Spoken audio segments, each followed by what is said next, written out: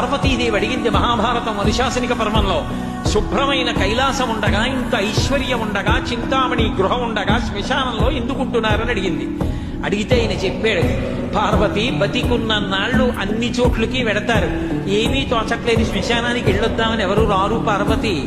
నేనంతవాణ్ణంటాడు, పొడుగ్గా ఉన్నానంటాడు, తెల్లగా ఉన్నానంటాడు, పండితుణ్ణంటాడు, పద్యాలు నాకు నోటికొచ్చంటాడు, ఉపన్యాసం చెప్పగలనంటాడు, నాకు పాటలొచ్చంటాడు, నేను నాట్యం చేస్తానంటాడు, నేను అధికారినంటాడు, నా దగ్గర డబ్బు ఉందంటాడు, నేను పాట పాడగలనంటాడు. ఇన్ని ఉన్నాయనుకున్న వాడిలోంచి ఊపిరి బయటికి వెళ్ళిపోయిన తరువాత వాడిని తీసుకెళ్లి 4 కొత్త కర్రల మీద పడుకోబెట్టి చాప చుట్టి తాడు కట్టి పైన నూలుబట్ట కప్పి తీసుకొచ్చి అన్నీ తీసేసి కర్రల మీద పడుకోబెట్టి కాల్చేస్తుంటే జీవుడు లేచి నిలబడి పుర్రె పగిలిపోయిన తరువాత కన్న కొడుకు కూడా స్నానం చేసి వెళ్ళిపోతుంటే చీకటి పడిపోయాక, అయ్య బాబోయ్ చుట్టూ ఉగ్రభూతాలు, నా వాళ్ళన్న వాళ్ళు లేరు, వీళ్ళని నమ్ముకున్నాను, ఒక్కడు లేడని ఏడుస్తుంటే నేనున్నాను రా అని చెప్పడానికి నేను కూడా లేకపోతే చచ్చిన వాడు 1000 మాటలు చచ్చిపోతారని అక్కడ ఉన్నారు పార్వతి, నా కర్మకాలక్కడ లేనన్నాడు.